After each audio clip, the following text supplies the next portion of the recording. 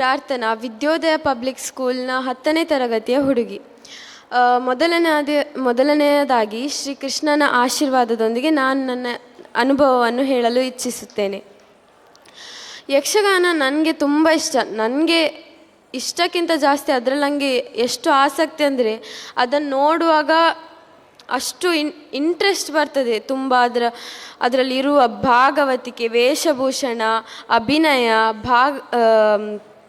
ಭಾವನೆ ಎಲ್ಲ ನೋಡುವಾಗ ನಮಗೆ ನಮ್ಮ ಭಾರತದ ಸಾಂಪ್ರದಾಯಿಕ ಹಾಗೂ ಪ್ರಾಚೀನ ಕಲೆಗಳನ್ನು ನಮಗೆ ಇನ್ನೂ ಜಾಸ್ತಿ ತೋರಿಸ್ತದೆ, ನಮಗೆ ಗೊತ್ತಾಗ್ತದೆ ತುಂಬ ಅದರ ಬಗ್ಗೆ.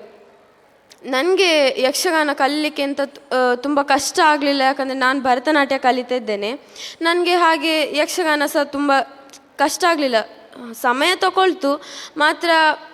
ಅದರಲ್ಲಿ ನಮಗೆ ಎಷ್ಟು ಆಸಕ್ತಿ ಉಂಟು ಅಷ್ಟು ನಮಗೆ ಬೇಗ ಬೇಗ ಎಲ್ಲ ಸಹ ಗೊತ್ತಾಗ್ತದೆ. ಯಕ್ಷಗಾನದಲ್ಲಿ ನಾನೆಂತ ಜಾಸ್ತಿ ವೇಷ ಎಲ್ಲ ಮಾಡಲಿಲ್ಲ, ಜಾಸ್ತಿ ಪ್ರಸಂಗದಲ್ಲೆಲ್ಲ ಇರಲಿಲ್ಲ. ಆದರೆ ಯಾವುದ್ರಲ್ಲೆಲ್ಲ ಇದ್ದೆ ಅದೆಲ್ಲ ನನಗೆ ತುಂಬ ಖುಷಿ ಕೊಟ್ಟಿದ್ದೆ. ನಾನು ಯಕ್ಷಗಾನದಲ್ಲಿ ಅಭಿಮನ್ಯು ಆಗಿ,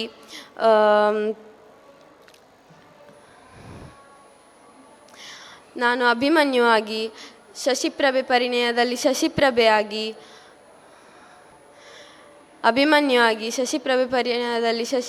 ಆಗಿ, ಬಿಡಲಾಸುರಳಾಗಿ, ಹಾಗೂ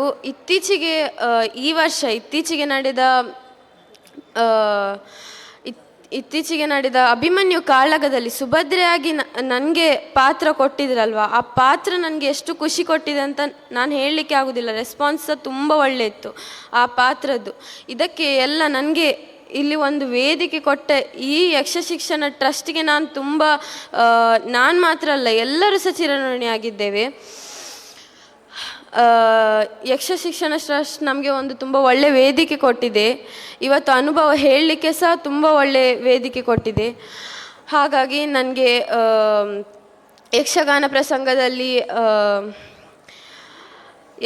ಪ್ರಸಂಗದಲ್ಲಿ ಭಾಗವಹಿಸಲು ಹಾಗೂ ಇವತ್ತು ನನ್ನ ಅನುಭವವನ್ನು ಹಂಚಿಕೊಡಲು ಅವಕಾಶ ಮಾಡಿಕೊಟ್ಟ ಯಕ್ಷ ಶಿಕ್ಷಣ ಟ್ರಸ್ಟ್ ಹಾಗೂ ನಮ್ಮ ಶಾಲೆಯ ಎಲ್ಲ ಶಿಕ್ಷಕ ಹಾಗೂ ಶಿಕ್ಷಕಿಯರಿಗೆ ಧನ್ಯವಾದ ಹೇಳ್ತಾ ಇದ್ದೇನೆ. ಯಕ್ಷಗಾನಂ ಗೆಲ್ಗೆ, ಯಕ್ಷಗಾನಂ ಬಾಳ್ಗೆ.